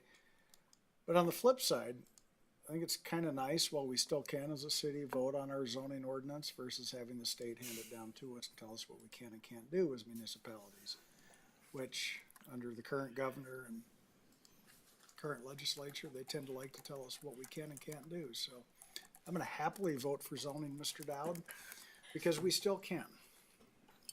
Any other discussion? Have a roll call vote. Counselor Graham, Aye. Counselor Dowd, Aye. Counselor Fisher, Aye. Counselor Hunter, Aye. Counselor Nunley, Aye. Counselor Carlson, Aye. Counselor Gabrielle, Aye. Mayor Johnson. Aye. Motion carries. Next item, Resolution 6266, setting police and fire impact fees. This resolution considers revising police and fire impact fees per the report recommendations. Mr. Russell, my favorite topic. Yeah, Mayor and Council, as I start off, we had basically a pretty close memo to this at our work session, and then incorporated state law that was passed to remove the administrative fee from the allowable impact fee. So as I was doing that, I changed the tables there, and tonight I noticed a mistake in those that is just on the historical information. If you look at the fire impact fees, the police is fine, it's accurate. If you look at the fire, under 2015, calculated allowable and council adopted is the same as police. Those are not accurate.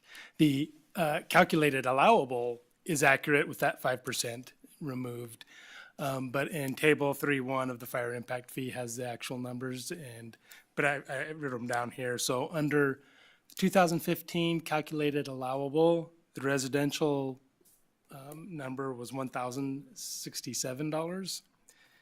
The apartment per unit was $811, and the commercial per 1,000 was $778.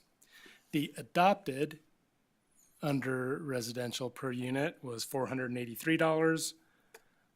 The apartment per unit was $367, and the commercial per 1,000 square feet was $350.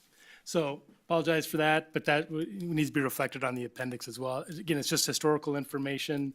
The recommendation from the impact fee committee on the calculated allowable is still all accurate through there, but did want to call out that typo there in terms of changing those impact fees. One thing to call attention to as we made the changes in accordance with state law that removed the administrative fee from it. Really, the rationale was not to add on any fees related to it for administrative, quote, uses. What we used that fee was to cover the credit card charges. So we'll remove it from the impact fee, but we're going to start charging whatever our credit card fee charges for those that want to take advantage of it. So we just were able to incorporate that in. Most of them were charged through that type of mechanism. Now they'll just have that additional surcharge on it because the state has removed administrative fee capacity for us to use on impact fees. So I just want to call attention to that while they've removed it, they're going to still have a fee charged back on for the credit card use if that's how they choose. If they choose to pay in a different manner, that won't be applied. But I thought that is worth noting of how what state law sometimes tries to achieve doesn't actually achieve what they're looking at from that respect. But as I mentioned, the recommendation from the impact fee committee was for the calculated allowables for both police and fire. The police is basically built on future square footage needed based on anticipated personnel over a 20-year horizon. Fire impact fees are based on the same thing. Basically, it would be the fourth station out at about a 20-year horizon, and then any new apparatuses that would have over a 10-year lifespan with it to provide that respective service. Police, you don't have many apparatuses in there because they don't have over a 10-year lifespan with it, and that's all you can use impact fees for are those capital improvements with that 10-year lifespan. So with that, happy to answer any questions council may have related to the impact fee report. Any questions for staff? Mr. Hunter? Thank you, Your Honor. Just the same question I asked at work session, just for the public and stuff. If we don't adopt these or adopt a lower amount, where does the makeup funds come from? Just to be dependent upon available components. If we, like, we still anticipate going after some grant funding for the third station as we get into that component. But as you know, the community passed a levy for a wide variety of services. Some of those would be for that third station as well, to cover what impact fees, what grants wouldn't be provided. But any of those additional would be available funding sources that we could attribute it to it.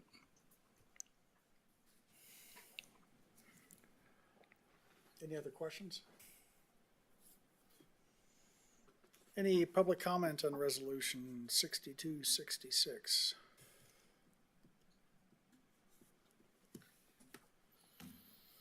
Okay. Look to council for a motion.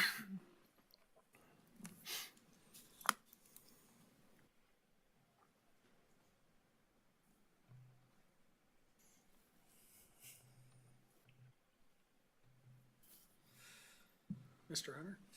Yeah, I move that we adopt resolution number 6266, a resolution amending resolutions numbers 5744 and 5745 to adjust the police and fire impact fee schedules pursuant to the recommendations of the Impact Fee Committee and Senate Bill 133. Second. Second. Thank you, Ms. Gabriel. Discussion? Mr. Hunter? Yeah, I said this a number of times in the past. I believe development should pay for the impacts it should have, or it has on the community within reason. But I think these are reasonable numbers. They're pretty small relative to overall costs of development, and bringing in those funds to pay for the impacts of development makes sense to me. Other discussion? Mr. Dowd? Thank you, Your Honor. I'm looking at these and, it sounds like a small percentage. And some people view this as, the developer paying their share or sticking it to the developer. But the reality of it is it goes straight into the unit cost for whoever buys or rents that place. And I can't, in my mind, justify adding $1,000 or $750 to an apartment to cover this in our current housing situation. It just seems untenable. So that's where I sit on it. I'm looking for a more reasonable number or remaining the same. Mr. Graham? Thank you, Your Honor. Yeah, so kind of to what Mr. Dow was saying, and I mean, I've said it for 12 years on the council, but developers don't pay impact fees. The end user does. And you're right, that goes towards, it gets passed along to either the renter or it gets passed along to the purchaser. In the commercial instance, it gets passed along to anybody buying any of the products in that commercial space. So, I'm not going to go for this. It adds a lot. But the other way I'm looking at this is Senate Bill 382. One of the 15 items that council can choose for the adoption of 382 that we have to comply with is lowering impact fees. And so I know we're not talking about lowering them, but I'm going to certainly not talk about raising them. And I don't know if I would have to ask some more questions about that stipulation for 382 later on. But yeah, and I'm just being consistent with where I've always been on impact fees. It can hurt affordable housing, and that was what 382 was all about. Was the land use plan goes into affordable housing and everything. And then actually, when we were at League of Cities and Towns, one of the things that came up in one of the conference lectures that we were in, you know, when I was asking questions, the guy kind of tried to pin me down when we were talking about affordable housing, and he said, "Well, what have you done with impact fees?" And I said, "Well, we reduced them for affordable housing to keep prices down." So I'm going to stay, you know, consistent with where I've been on this. I think that these increases would have, you know, an increased effect when it comes to affordability for each one of these. So, Mr. Hunter? Thank you, Your Honor. Yeah, just to respond a little bit of that. I understand that, in a non-competitive market, these costs will be passed on to the buyers or the clients of the new development. I'd say the 745 for a residential apartment is going to be spread out over the life of the financing for that project. So commercial financing is what, 15 years or something? It's not a significant amount overall for the rent for that unit, would be my understanding. And, you know, all new development sells or rents at a premium if it's market rate. If it's not subsidized, deed restricted, and it's not going to be your primary source for affordable housing. What it does is increases supply, and then it frees up the units at the lower end of the market, the older stuff that's been around for 20 plus years, and that's what provides the affordable housing. So, you know, I'm not as concerned about that, especially when, you know, if we don't put it on the new development for the people who are able to pay the premium of new development, then we're passing it on to everybody else in the community.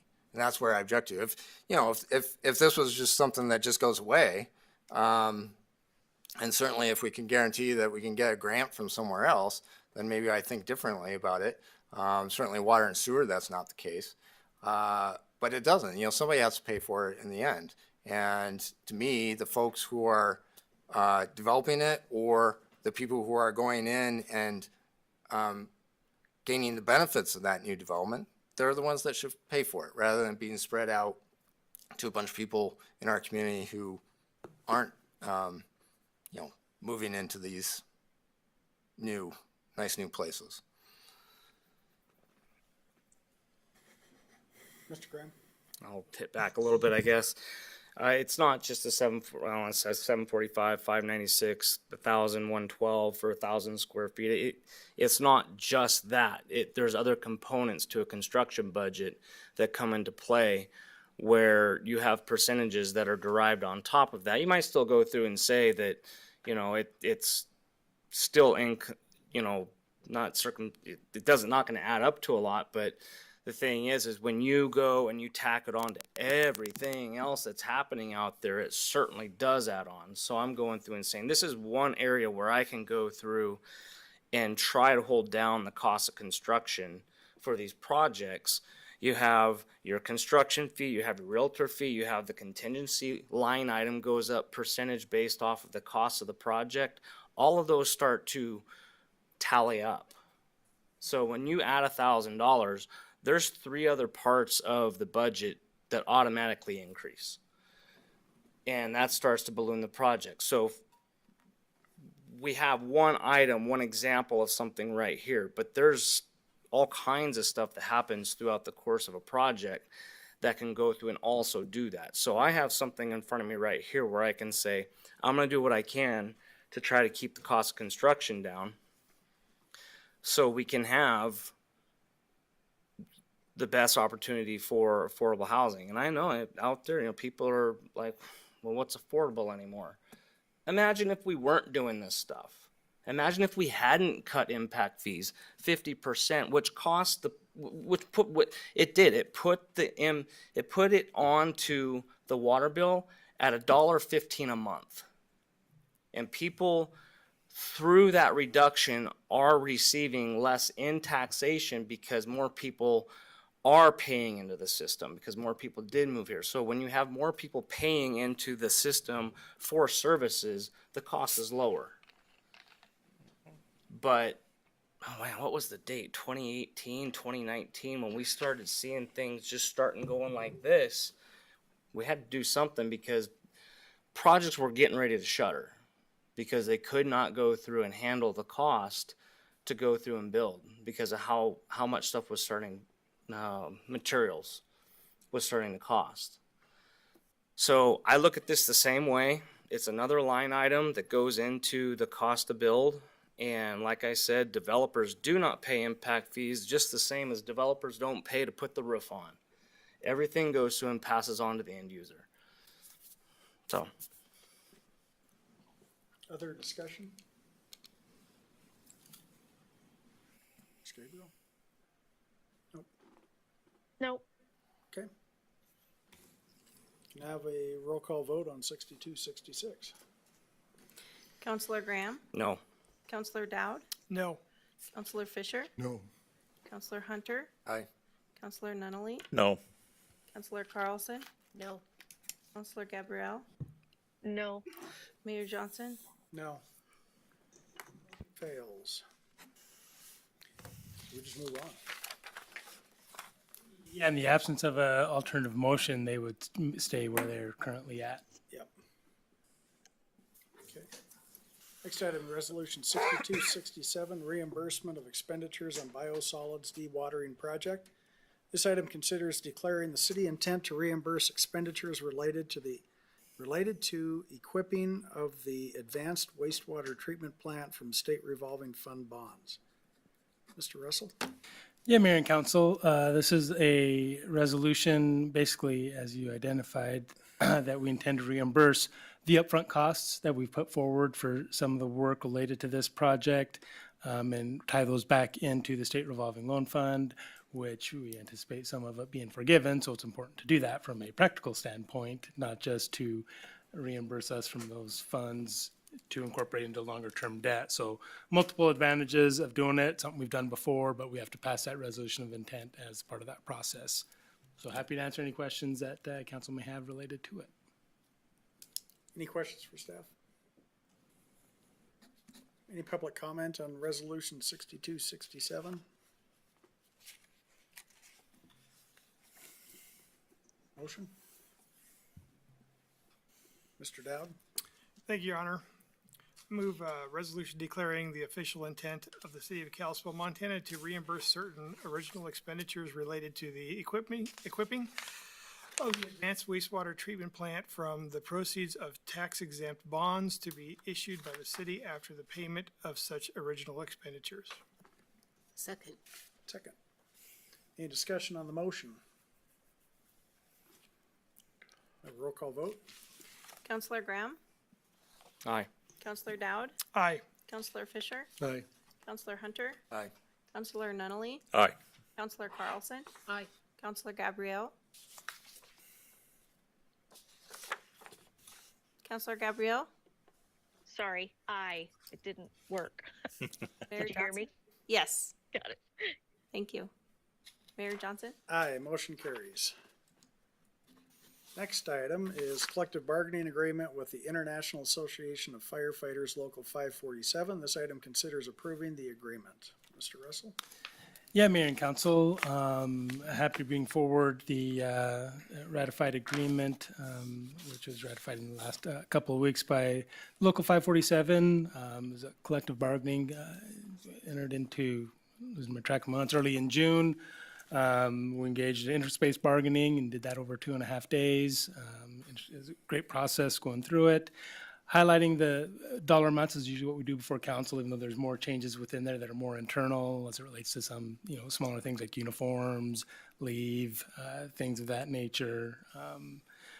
And some of those that I mentioned, leave, that's on how many can be off at one time, kind of goes within the increased staffing and being able to manage the appropriate leave, which we also included additional apparatus being on mandatory holdover if that coincides with that increase in lead. But in terms of bigger funding things that are identified in the memo, again, we're looking at a 3-year agreement. And at that first year, really readjusting based on the market that we do for all of our collective bargaining units and for the non-represented. In fact, we'll have KPA, AFSME, and non-represented in this next year go through that reset of that market base. In the following 2 years are at 4% for FY '27 and '28. And the nice thing about that process is if those are off target, they get addressed in that third year. So, we're looking at that 3-year cycle to continue to go through that process. Other things that we're focused on really is kind of address a nationwide issue as it relates to paramedics. There is definitely a shortage nationwide of paramedics components. So a couple things within this contract to try and address that, increase the paramedic compensation up to 10% at the end of the thing. Right now, I think it's at like 8.75, and I think take that up to 10% at the end of the 3 years. And also dedicated $4,000 in specific training for reimbursement for those that are choosing to go into paramedic program while being employed. So kind of working with them to help facilitate that process. But with that, happy to present this forward for a recommendation of approval, and happy to answer any questions council may have. Any questions for staff? Any public comment on the agreement?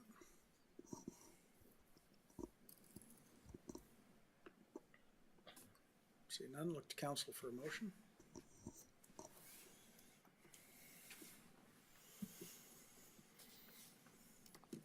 Mr. Dowd. Thank you, Your Honor. I move that the city approve the collective bargaining agreement between the city of Kalispell and IAFF Local 547. Second. Oh, everyone seconded, just make that. Okay, discussion on the motion? None? I have one thing, Your Honor. Just that, we get this agreement to review. We talked about it at work sessions. Just because we're up here playing dumb and not saying anything doesn't mean that we're not well informed. I just want to make sure that the public is aware that this has been reviewed by council. I just want to make comment that the system that we use it's pretty clear cut, and it makes life a lot easier across all the departments. Yeah, in all actuality, you'd be run afoul of collective bargaining law if you got into too much discussion related to outside of that perspective. So I've always appreciated council's respect of that, and that's one of those things that you hold true. That's why we highlight those big dollar amounts, but it's not a negotiation session up here. Right. And the only thing I do want to just comment that I appreciate the holdover assistance coverage, because I know several years ago with COVID, we were having issues with staffing, and really appreciate that this is added, and appreciate you guys for letting that come back into this contract. So I'm 100% in favor of this and moving forward. So can I have a roll call vote? Oh, wait. All in favor of the motion signify by stating aye. Aye. Aye. Opposed, like sign. Motion carries. Item 8, identifying subcommittee for city manager recruitment. This item considers identifying council members to facilitate the process of recruitment for the next city manager. Mr. Russell. Yeah, Mayor and Council, kind of an awkward staff report to provide from my position, but a necessary one. Definitely, first off, this agenda item is not about me, but definitely an appreciation to this council and the previous councils. I feel incredibly honored to have served this community for the last 13 years. It's a great working environment, a great organization, a great community, and nothing but appreciation for my time here. That being said, I have accepted a position in Lakewood, Washington, starting in August, which necessitates this staff report of how do we move forward. And one thing to identify clearly is that this is a council's process. It is not a staff process, but it's important, I think, to start facilitating that. And then at some point, step away and allow council to move forward with our HR department in terms of these things. So as identified in the memorandum, and I put a note out to council earlier today that some of this information in the memorandum actually delegates a little bit more authority to the subcommittee than really is intended. Normally, typically when using a recruitment firm, a subcommittee would not review those initial applicants. Those would all end up coming back before council for any types of those decisions. But it's good to have a subcommittee to start the process, to make recommendations and to the full council at a later time of how you want that process to look. If you want to work with a recruiting firm, and work with them to identify, again, how that process comes forward. I can make recommendations on what I've seen, what I've been part of, what we see from this side of that topic. But ultimately, definitely I'd recommend a recruitment firm. There's some that deal specifically in municipal positions. We used one of the ones that's in the region for our fire chief replacement for the last 2 times. But that's for, I think a good thing for the subcommittee to look at, maybe talk to some of those recruiting firms about what those processes could then look like, then bring that back to the full council and kind of establish it. Again, at some point, I'd recommend talking about an interim city manager, because obviously, even bringing on a recruitment firm, typically how it would work is you're gonna have a recruitment firm under contract. So the earliest you're looking at is, by the next meeting at the earliest. They usually would probably spend 30 days putting together a recruitment brochure where they would work with and interview each member of the council, probably interview department heads, just about what the field is for that next one. Ultimately, that brochure would come back before the full council for review, minor recommendations. But that's where the subcommittee could come into play as well as, for that final draft, after those recommendations, it doesn't have to wait 2 weeks to come back for a full approval, but just to give the recruitment firm the go-ahead to move forward with on those things. So I think as we start off the process, identifying, 4 people that'd be willing to work on that with our HR department. Again, I'll make some of the initial components, but really we'll step aside once you're having those discussions, if you're looking at a recruitment firm or any of those things. But to start it off, I think it's good to have that initial, just 4 people that can kind of help shepherd that process through. So that's kind of the recommendation looking for tonight. And it doesn't have to be by a motion, just getting some, 4 people that are willing to participate, that the council can agree on, would be a good step. And then we can start working on that and taking those next steps at a smaller level and bring those eventual recommendations back to the council as a whole. Concept is you were not weeding through going, here's 20, now here's 3, council. Yeah. It's more to establish the process, the sideboards. So, council, where do you want to go? Well, I would be open to throwing my name into the hat for that. Okay.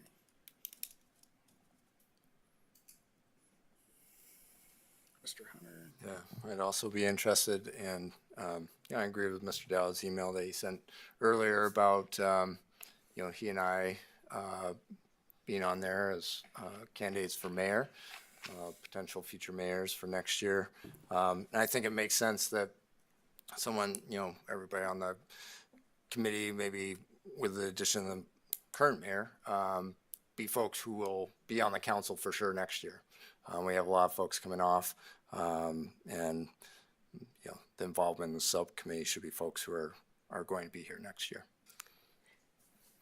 Mr. Dowd. I'd like to throw my hat in the ring for this as well. I agree with what Mr. Hunter said, but I'd also like to thank our city manager for explaining exactly what this committee is going to be doing. I appreciate that. Thanks. So I may not be here next year, but I would be, interested in also being on the committee. Okay. Ms. Gabriel, you did it last time? Yep, I would be more than happy to. I guess you're gonna have to draw straws. Okay. Well, I will go and roll the dice. Oh, wait. Sorry. Okay, well, let's talk, and what I'll do is I'll just kind of talk to everybody.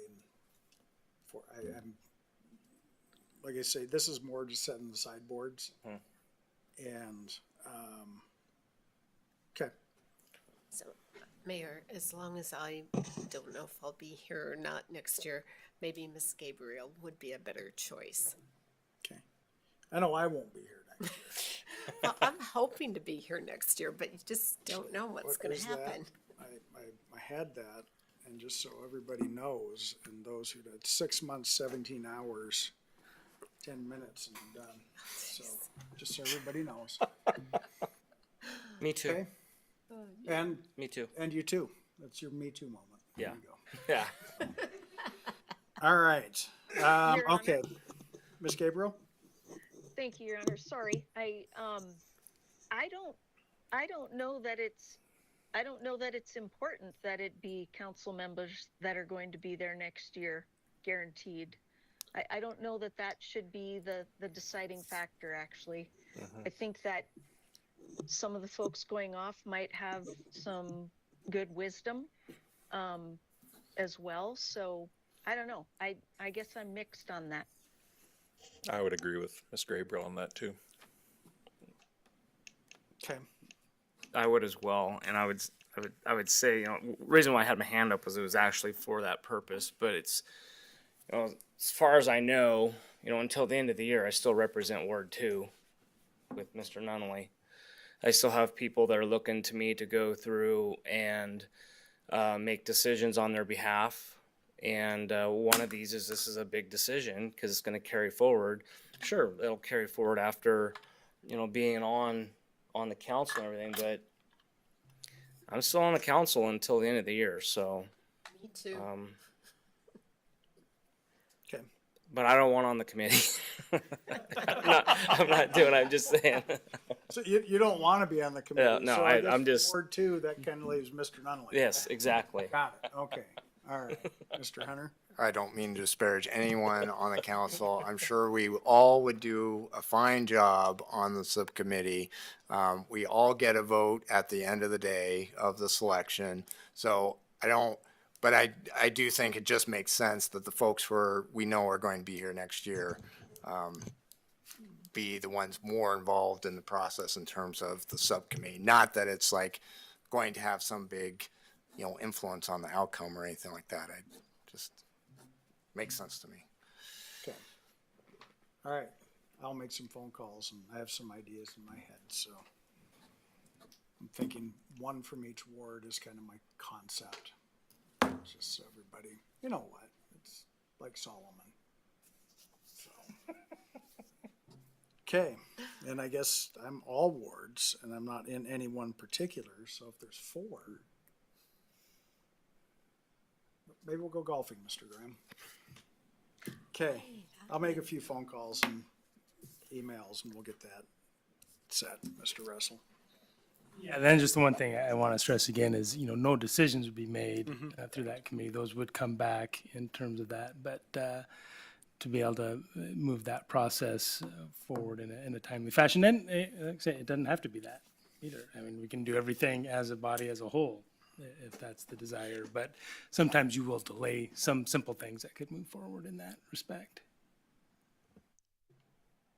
Okay, we'll know something the next day, so we can get that set. Okay, city manager report. That was identifying subcommittee. right? Yeah, that's E. Oh, yeah, that was just a PDF of the. Yeah. So let's see. Move forward. Next week we don't have anything scheduled. Oh, your mic. Next week we don't have anything scheduled for a work session. I anticipated trying to coordinate some steps with a potential subcommittee to get some of that work done for potential report back to the council on the 21st. So, if we can get that going, I think that would be wise to put some time into those discussions to move forward. The 28th, we got it scheduled to hear from the Northwest Museum on their previous request for the ownership of that respective property. So that's scheduled. We heard public comment tonight related to kids sports. I don't know if council has a desire to put that on a work session, but that might be a fitting date as well, if council wants to go forward with that discussion. Seeing nods headed, okay, so we can schedule that then as well. And then, we're looking still forward to getting the final numbers in August for assessed valuation. With changes in state law, there's virtually going to be no way we can make any type of prediction on what it's going to do to individual homeowners with how they've changed state law for this next year. I've already been through one session at the Municipal Summit, and it's going to change not only this upcoming year, but the next few years in terms of single-family home versus second homes, and those numbers are just going to change. Honestly, we're kind of concerned about how it's even going to be, if there's going to be time from DOR to have those numbers in early August and the normal sheets that we work with. So keep you posted on that. There's a webinar later this month that we'll have people in attendance for to try and work through that. But again, that's kind of the big one we have coming up in August, is to get those final numbers done for that second meeting through there. And that's all I have, Your Honor. Okay. Anything from council? Mr. Dowd? Thank you, Your Honor. I got two things. The first one is every time I run into a new word, I have to look it up. And if anybody's wondering, appertenant means belonging or pertinent. It's an adjective. And my second thing, which is much larger, I have a lot of things I'd love to talk about as an elected official for the city here, but my focus is completely different today. Today, I would just like to congratulate my wife and companion for the last 35 years for being married for 35 years today. Congratulations. Happy anniversary. Congratulations. Congratulations. Poor lady. That's on record. Tough woman. Mr. Hunter? Yeah, thank you. I just want to respond a little bit to some of the public comment received. There was mention about the 4% turnout for municipal elections. My understanding is that was the turnout for in-person voting. The turnout for the election itself was much higher. Still small. Still not what you would want it to be compared to presidential races and so on. But I think it was something like 20, closer to 20% than 4%. So there is kind of a misunderstanding. I saw that online as well, spreading. So I want to make sure the public is aware of that. And then in terms of mail-in voting, people can have their opinions about good or bad, but in terms of the accusations of widespread fraud, this has been looked into extensively across the country because there's been a big deal made about it. And while there are some instances of individual cases, there's never been found any kind of widespread anything that would affect the outcome of a race. And there is also an important distinction to make between people who do false registrations and stuff and then actually casting a vote that gets counted, which there's a big difference there too. So just because there's people, sometimes, people get paid to go register voters and they put down Mickey Mouse. Well, that doesn't mean somebody's voting as Mickey Mouse. That it's just, it doesn't have any impact on the election because nobody's actually voting on that registration. So there's some distinction there to make about some of these stories about fraud and whatnot. But anyways, I thought I'd point out some of those details. Mr. Graham? Yeah, and I was also going to as well, and I'm so glad that public comment stuck around to hear what we're going to have to say about it. So thank you for staying. Most times people, they give their public comment and then they leave, and they never hear anything we talk about. So I thank you for that. And I agree with, with what Mr. Hunter's said. I know the 4%, when that did not seem right, and I wasn't really quite sure if possibly, I know it was probably a in-person voting, but I also kind of wondered if maybe, when you're looking at what voter turnout is, it's based off of registered voters versus how many people showed up. And I know that, she had mentioned we're a town of, over 30,000 people. So I wasn't sure if that 30,000 was a part of that calculation to go through and determine that 4%, that 4% of the population of Kalispell voted. Well, not everybody's registered to vote in Kalispell. So. Not everybody's old enough to. Huh? Not everybody's exactly. old enough No, to vote. And Yeah. even if they are, not everybody votes. So that's a personal choice that they have. But the one thing about the 2023 election, that was annulled. That election was annulled. And so I wasn't also quite sure if maybe the revote was a part of, the actual turnout that is being referred to. Because back when it was, man, when did it revote? Like, It was a couple months. May or something. So you want to talk about an off election? That's a really off election when it's so far removed from the original date. So as far as that one's and the other aspect of going and talking about mail-in voting, because that one was annulled due to the fact that so the county so they had made a mistake on the ward map and how things were sent out. A lot of people, had they gone through and received their ballot in the mail, because I know there was a lot of people going and voting in person, and they were being turned away because they were going to the wrong wards. And when they went to their ward, they didn't have their ballot there, and they were just like, oh, I don't have a ballot, and then they just left. Had they had their ballot, they would have gone through and said, well, I thought I was Ward 2, 3, whatever it was. They could have gone through and looked into it. So I think there's a scale here. There's pros and cons both sides. I know that people vote, with a mail-in ballot if they're disabled. I would say, I think probably nationwide, the whole thing about mail-in ballot has gone through and become more of a convenience. But one of the things that it's been put out there as a convenience. But one of the things that I said during this was I would like to maintain in person, but I don't see it happening anymore. There is still a provision there for those that want to do the in-person voting where they can do it at the election department. To me, that was a saving grace of this, is that people can still go and vote in person. And the other thing I had said was, as far as mailing your ballot in, I don't mail my ballot in. I walk it right in and I drop it down. Right, go right down the election department and I put it in. Some people trust it, some people don't. But I think that there's options all around in this way of doing it.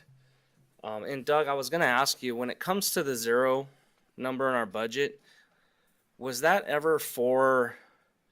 That was to run the election to pay the counter. Was that ever for advertisement? No.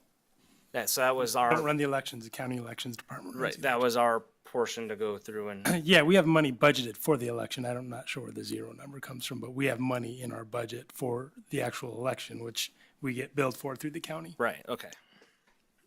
Anyhow, just wanted to touch on that a little bit. Well, and I think one other component to tack onto that, remember that next election, not all wards ran. Yeah, exactly. Right, so we had It was just- disenfranchised voters on the fringe lines of those wards too, so, that certainly could have played into those other Sure. numbers too, so. Sorry, I didn't mean to go down that rabbit hole, but thank you. I want to just say thank you to the chief and the fire department for hard work. We had a couple weeks ago, we had a freak windstorm that came through the fairgrounds and picked up a couple inflatable items at the fairgrounds and blew them over to the substation at Appleway. And I was outside and it was such a freak windstorm. I was on the north end of the fairgrounds and never felt any wind, never heard anything till we're standing there and here comes the fire truck. What are they doing here? So thank you for coming down the rapid response and taking care of that. Ms. Gabriel? Nope. I don't have anything else. Thank you. No, I'm actually gonna just make a quick comment. It is nice to see some people stick around after, for the public comment. And I, this, this is looking at 11 and a half years of doing this. The participation that we tend to get at city council meetings has been lackluster at best, to depending on what the issue is. Every now and then we get a topic that, as Mr. Graham, when things are getting boring, we pick things up. But we'll have these topics that will pack the room. But most of the time, it's amazing. We have a budget. The only item we heard about was from you, ma'am. Nobody looks at our budget. Nobody comments. No. Sorry. You didn't tonight. I know, but I'm here every night. That's true. Through the budget, I only missed one. That's true. So, you know, one of the things I look at, and this is where we look at elections, and this is where I take, you know, I appreciate what you have to say about the participative portion of our government. It's people being engaged. In local government, well, barring the state of Montana, the governor and the legislature, local government's really where we should have the most impact on the citizens because we're closest. We see you every day in the grocery store, in the streets, wherever.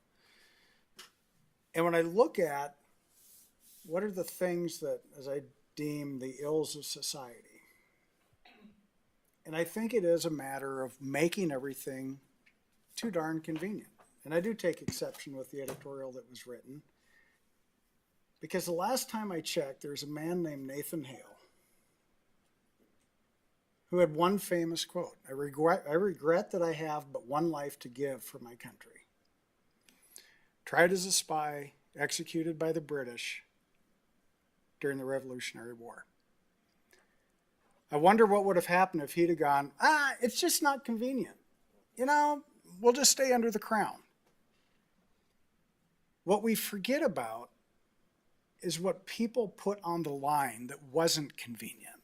And this is where I take exception to, we got to make it easy.